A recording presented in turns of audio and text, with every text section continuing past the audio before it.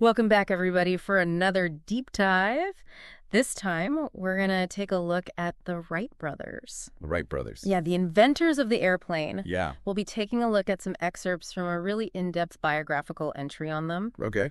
And we're going to, try to go a little deeper than just the surface level stuff that everyone knows about them. Right. So, get ready for some, interesting details and connections and stuff. It's amazing how you think you know a lot about the Wright brothers, but when you read about them in detail, Oh, yeah. you realize there's so much more to it. Yeah, it's like everyone knows they flew the first airplane, but we're going to look at the blueprints and the wind tunnel tests and Yeah, all the nitty-gritty. all the grit that it took to get there. Exactly. So to get us started, let's just, talk about them for a second. Did you know that neither of them ever got married? Yeah, I knew that. They just dedicated their entire lives to their shared passion for flight? Yeah, their devotion to their dream was absolute. And, there were 2 of 7 children. Okay. Their family moved around a lot because their father was a bishop. Interesting. And so they had this kind of nomadic upbringing. That's interesting. You'd think that would make them want to settle down and have a family, but I guess not. Right, but they were very close. Yeah. And that laid the foundation for their future collaborations. That makes sense. Their fascination with flight started really early on, too. It did, yeah. Imagine your dad bringing home a toy helicopter. Oh, wow. I mean, this wasn't just any toy. It was a model of a French design by Alphonse Pénaud. Wow. And that just captured their imaginations. The power of the right gift at the right time. Yeah. What was it about that toy that really got them going? Well, the Pénaud helicopter wasn't just like a spinning toy. Right. It actually had a rubber band that powered the rotor so you could actually see the principles of lift and thrust. Oh, so they could see how it was actually working. In a tangible way, yeah. That's so cool. So you can imagine them taking it apart and trying to figure out how it works. Oh, totally. Yeah. I would have done that as a kid. Yeah. Were they always mechanically inclined, do you think, even as kids? Well, there are stories about Orville being a little mischievous. Okay. He even got expelled from school at one point. Oh, wow. But he was always taking things apart and putting them back together. Oh, so he was a tinkerer. He was, So yeah. it sounds like he was the hands-on one. What about Wilbur? Wilbur was actually a very promising student. Oh, okay. Yeah, an athlete. Wow. But he had this ice skating accident that really changed things for him. Oh, no. What happened? Yeah, he got hit in the face with a hockey stick and was pretty seriously injured. Oh, wow. And he had to withdraw for a while and recover. Oh, man. And during that time, he really got into reading about flight and aeronautics. Wow, so that kind of sparked his interest. It seems like it, yeah. So we've got Orville, who's hands-on, and Wilbur, who's the deep thinker. Yeah, And they're both obsessed with flight. and very driven, Yeah. But they weren't just dreamers. They were also very practical guys. very practical. So tell me about their early careers. So they actually had a few different careers before they started focusing on flight full-time. Oh, really? Like what? They ran a printing press. Oh, okay. They worked in the newspaper industry for a bit. Wow. And they even opened a bicycle shop. Really? Okay, I didn't know that. Yeah. I guess all those things are good experience for, mechanics and engineering. Right, exactly. That hands-on experience was invaluable. Yeah, you're not just thinking about it, you're actually doing it. Yeah, and it allowed them to hone their skills and learn about running a business. Yeah, that's super important. What about the bicycles specifically? Well, working with bicycles gave them a really deep understanding of things like balance and control. I can see how that would be helpful. Yeah. And they also learned a lot about lightweight materials that were still really strong.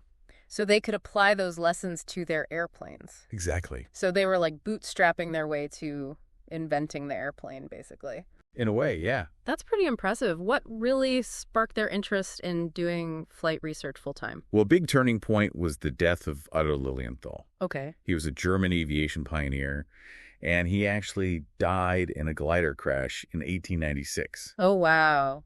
And he had a lot of success with gliders, but his death really highlighted the danger of uncontrolled flight. Yeah, it's like he was so close but didn't quite get there. Right. So did they realize that power without control was kind of useless? Yeah, they became laser focused on developing a reliable method for controlling the aircraft. That makes a lot of sense. A controlled flight, even if it's a short one, is way more valuable Exactly. than an uncontrolled one that ends in a crash. Right. So how did they go about solving this problem of control? What inspired them? Their inspiration came from a pretty surprising source. birds. Birds. Okay, how so? They spent a lot of time observing how birds controlled their movement in the air, especially soaring birds like hawks. And they noticed how they use these subtle adjustments of their wings to control their roll and maintain stability. Okay, so they're like constantly adjusting. Yeah, and that led them to this concept of wing warping. Wing warping. What's that? It's basically warping or twisting the wings of an aircraft to change its shape a little bit. Okay. And by doing this, they realized they could create differences in lift on each side of the aircraft, Okay. which would allow them to control its roll or its tendency to tilt from side to side. Okay, I think I get it. That's pretty ingenious. Were other inventors trying that at the time? No, not really. Most other inventors were focused on machines with fixed wings, Okay. and they were relying on rudders for control, kind of like a boat. Okay. But the Wright brothers realized that a flying machine needed to be able to adjust to constantly changing air currents. It makes sense. So they were thinking more dynamically. Yeah, they were really thinking outside the box. So they had this idea of wing warping. Did they test it out right away? Well, they started with a lot of hands-on experimentation with gliders, Okay. and they chose Kitty Hawk, North Carolina as their testing ground. Kitty Hawk. Why there? Well, it had a few things going for it. There were steady winds, Okay. soft sandy surfaces for landing in case of a crash. Yeah, you don't want to crash into rocks. Exactly. And it was relatively isolated so they could work without being disturbed. Pretty much, yeah. So they're out in Kitty Hawk building gliders. Were they just kind of winging it, or were they being methodical about it? They were actually very methodical. They were carefully observing how different designs performed. Okay. They were gathering data even at that early stage. So they're not just like throwing stuff together. They're actually trying to figure out what works. Exactly. Did they have anyone helping them out at that time? They did correspond with Octave Chanute, Okay. who was another important figure in early aviation. Okay. He gave them a lot of advice and encouragement, and even visited Kitty Hawk to see their glider tests. That's cool. Did he help them with their designs? Not really. The Wright brothers were very independent. They preferred to conduct their experiments on their own and keep their findings secret. They wanted to do it their way. Yeah, they were driven by a passion for discovery and wanted to solve the problem on their own terms. That makes sense. So they're out there gathering data, building and testing gliders. Yeah, But they weren't satisfied with just that, right? right. They wanted to go deeper to understand the underlying principles of aerodynamics. So what did they do? They built their own wind tunnel. A wind tunnel, really? Yeah, in their bicycle shop in Dayton, Ohio. Wow, that's amazing. I mean, what year is this? This is around 1901. And they're building a wind tunnel back then. Yeah, it wasn't as sophisticated as modern wind tunnels, but it allowed them to test hundreds of different wind designs.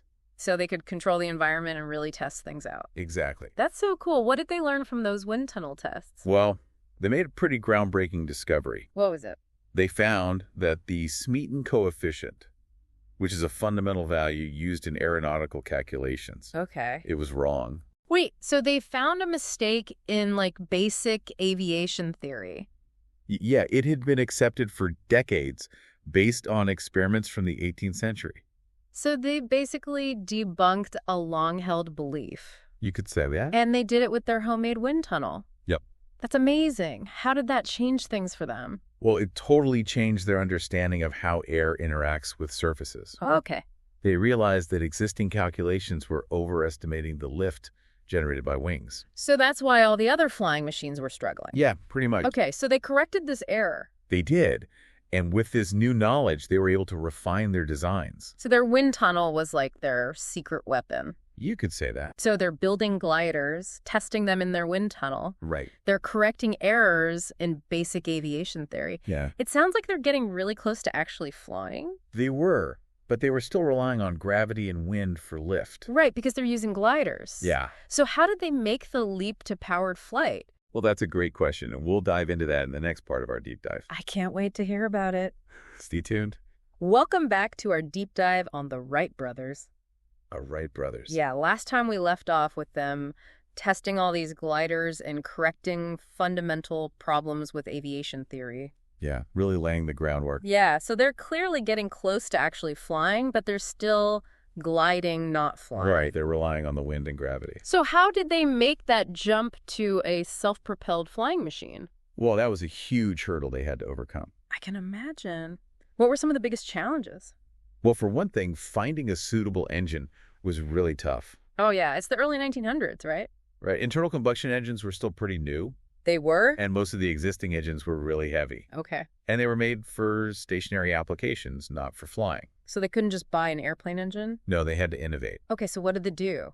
Well, they tried contacting engine manufacturers, but nobody could make one that met their needs. Oh, wow. So they ended up working with their mechanic, Charlie Taylor. Oh, Charlie Taylor. Yeah. Another key player in this story. Definitely. I'm starting to see a theme here. The Wrights were good at finding talented people to work with? Yeah, they knew they couldn't do it alone. Right. They needed people with different expertise. Yeah. So they asked Charlie Taylor to build them an engine. Exactly. Okay, what kind of engine did he come up with? So he built a 4-cylinder, water-cooled engine that produced about 12 horsepower, 12 horsepower. Okay. which doesn't sound like a lot today, Right. but it was pretty good for the time, Yeah. And it weighed a little over 150 pounds. which again sounds heavy now, but was really light back then. Yeah, so it was a pretty big achievement. Yeah, they worked closely with Taylor to make sure the engine would work well with their aircraft design. So it's a real team effort. Absolutely. But they need more than just an engine. They need a way to turn that power into thrust. So did they just use existing propellers? Nope, they designed and built their own. Really? Okay, so how did they do that? Well, remember all their experiments with the wind tunnel? Yeah. They used that same data-driven approach for the propellers.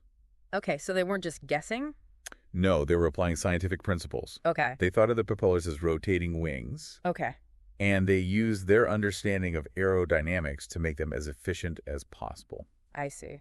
Did they run into any problems? Well, one of the biggest challenges was finding materials that were both strong and lightweight. Oh, yeah, that makes sense. You don't want the propellers to break apart in midair. Exactly. So what did they end up using? They experimented with different types of wood, Okay. different construction techniques, Okay. and they eventually settled on a design that used layers of spruce, Spruce wood. Okay. which was strong enough to handle the stress, but also light enough for flight. So they've got the engine, they've got the propellers, they've got the airframe all meticulously crafted. It's December 1903. Yeah. They're at Kitty Hawk, they're ready to go. The moment of truth. What was that day like? Well, it was a cold, blustery morning. Oh, wow. So not ideal flying weather. No, not really. But they were determined. Okay. So they positioned the flyer on this wooden track, Okay. started the engine, and with Orville at the controls, they took off. I bet they were nervous. I'm sure they were. They'd been working towards this for years. Yeah, and they knew the risks. Yeah, flying was still really dangerous back then. It was. So how long was that first flight? It was only 12 seconds. 12 seconds. Wow. Yeah, and they covered about 120 feet. So not very far. But it was enough. It was. It proved that controlled powered flight was possible. 12 seconds, that changed the world. Exactly. Did they do any other flights that day? They did, actually. They made 4 flights in total. Really? Each one a little bit longer and more controlled than the last. Wow. And the final flight with Wilbur at the controls lasted almost a minute. Almost a minute. Okay. 59 seconds to be exact. And they covered 852 feet. Okay, that's a lot better. Yeah, and that's the flight where that famous photograph was taken. Oh, yeah, the one with the flyer just a few feet off the ground. That's the one. You'd think that would have been huge news. You'd think so, but the public reaction was actually pretty muted. Really? Why? Well, for one thing, the flights were really short Ugh. and they weren't very high off the ground. So they weren't super impressive to watch. Not really. Okay. And there weren't many witnesses besides the Wrights themselves. I see. So a lot of people were skeptical. They didn't believe it. Yeah, some people thought it was a hoax. Really? Yeah.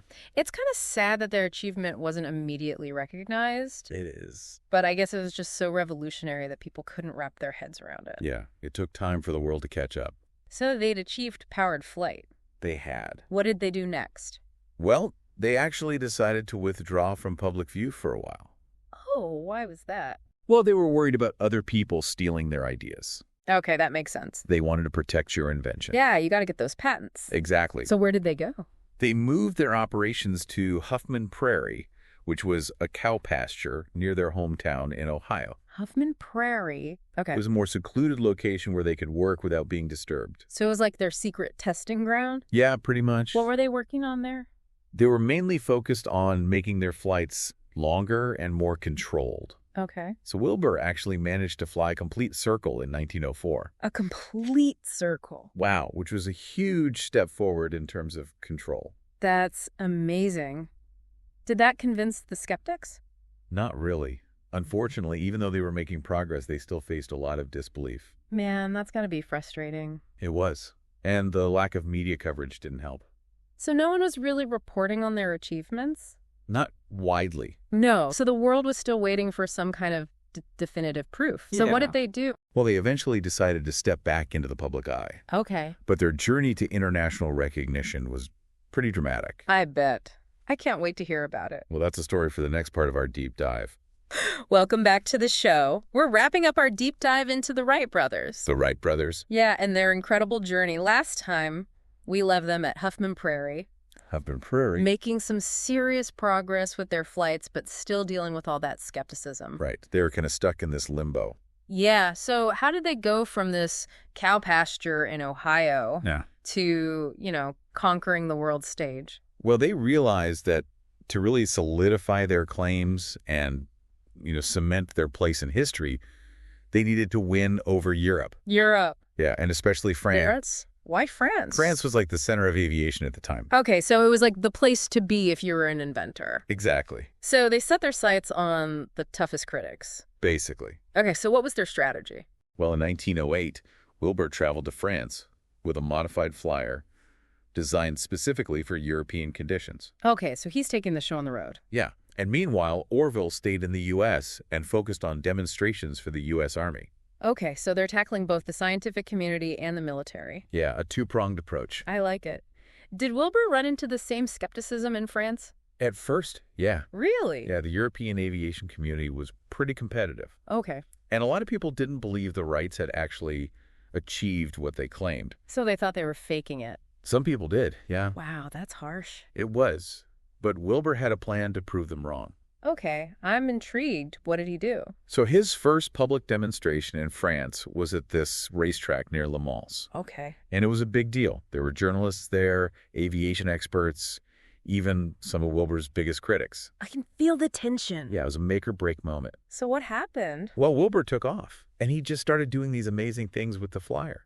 Turns, circles, figure eights, all with this incredible control and grace. It must have been incredible to watch. It was. People had never seen anything like it. So he blew everyone away. He did. The French public went crazy. I bet. And the newspapers were full of praise for the Wrights. Yeah, so much for being a hoax. Right. Even Wilbur's critics had to admit they were wrong. I bet they were eating their words. Probably. Yeah. And, it wasn't just a spectacle. What do you mean? Wilbur's flights really inspired other inventors. Oh, okay, so it spurred on more innovation. Yeah, exactly. People saw what was possible, Yeah. and they wanted to push the boundaries even further. So in a way, Wilbur's flights in France launched the modern era of aviation. You could say that, yeah. So while Wilbur's in France wowing everyone, what's Orville doing back in the U.S.? Well, he's focused on the U.S. Army. The Army. Okay. Yeah, he's doing demonstrations at Fort Myer in Virginia. Okay. And the Army is really interested in the potential of airplanes for military purposes. I can see why. They must have been pretty impressed with what Orville was doing. They were. Orville made some really impressive flights. Like what? Well, on September 9th, 1908, he achieved something pretty remarkable. What's that? He flew for a full hour. An hour. Yeah, it was a huge leap forward from those 12-second flights at Kitty Hawk. Yeah, for sure. So things are going really well for the Wrights, They are. but then tragedy strikes. Yeah, just a few days later, Orville is flying with Lieutenant Thomas Selfridge, Okay. and one of the propellers shatters mid-flight. Oh, no. Yeah, the flyer crashes and Selfridge is killed. That's awful. He was the first person to die in an airplane accident, right? He was, unfortunately. What about Orville? Was he hurt? Yeah, he was pretty badly injured. He broke his leg and several ribs. Oh, man, that's terrible. It must have been devastating for the brothers. It was a huge blow. So how did they cope with this tragedy? Well, Wilbur was determined to honor Selfridge's memory Okay. and prove that airplanes could be safe. So he kept flying. He did. He went on to set new altitude and duration records. And he kept pushing the limits of what was possible. So he turned his grief into determination. Yeah. And he showed the world that the airplane was more than just a novelty. It was a technology with real potential. Exactly. What about Orville? Did he ever fly again? Yeah, he did eventually. It took him a while to recover from his injuries. Okay. But he got back in the air and continued to work on their designs. That's good. So they've conquered Europe. They're working with the U.S. Army. Right. What's next for them? Well, now they're starting to think about the business side of things. Oh, okay. So they're going from inventors to entrepreneurs. Exactly. In 1909, they formed the Wright Company The Wright Company. to manufacture and sell their airplanes. Okay. And they even started training pilots. Really? Yeah, they set up the world's first flying school. Wow. They really were pioneers. Did they enjoy being businessmen? Not really. It was a whole new set of challenges for them. Yeah, I can imagine. They were great at engineering, but not so much at the business side of things. Right. And they also got caught up in some pretty nasty patent disputes. Oh, yeah, I've heard about that. Who were they fighting with? Mainly with Glenn Curtiss, Okay. who was another aviation pioneer. Yeah. But the Wrights felt that he was infringing on their patents. So they were protecting their intellectual property. Exactly. So they sued him. They did, and it turned into this big legal battle that went on for years. A patent war. Yeah, that's what they called it. And that slowed down the development of aviation in the U.S., right? It did. Yeah. It created a lot of uncertainty and made people hesitant to invest in new designs. Because they were afraid of getting sued. Exactly. Yeah. And meanwhile, other countries were moving ahead. So it kind of backfired on them in a way. It did. Did they ever resolve those patent disputes? Eventually. Okay. It took a long time and a lot of legal wrangling.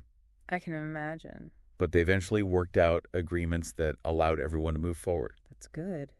But then they had another battle on their hands. Oh, no, what now? This time, it was with the Smithsonian Institution. The Smithsonian. Wow, okay, what happened? Well, the Smithsonian was claiming that Samuel Langley's aerodrome, which was a flying machine that predated the Wright Flyer, Okay. they were saying it was actually the first aircraft capable of manned flight. So they were basically saying the Wrights didn't do it. Yeah, Orville was furious. I bet. He felt like they were rewriting history. He did.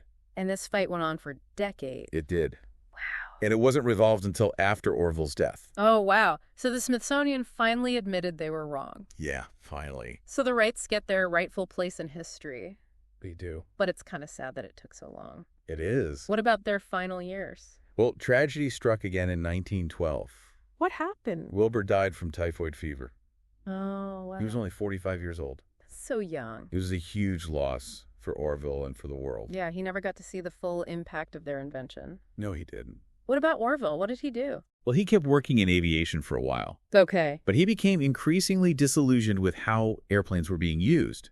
What do you mean? Well, he saw them being used in World War I for warfare and destruction. Oh, yeah. And that wasn't the peaceful vision he and Wilbur had imagined. Yeah, I bet that was hard for him to see. It was. He really lamented the loss of life. Yeah, it's a reminder that any invention can be used for good or bad. It is. Uh. But overall, the Wright brothers' story is one of triumph. Yeah, they overcame so many obstacles. They did. They were dedicated to their dream. And they changed the world. They did. They showed us what's possible when we combine ingenuity and perseverance. Yeah, their story is really inspiring. It is. It makes you think about the power of human innovation and also the responsibility that comes with it. That's a great point. Well, thank you so much for joining us on this deep dive into the Wright brothers. It's been a pleasure. I hope you've enjoyed learning about these amazing inventors. They too. And until next time, keep exploring, keep learning, and keep reaching for the stars.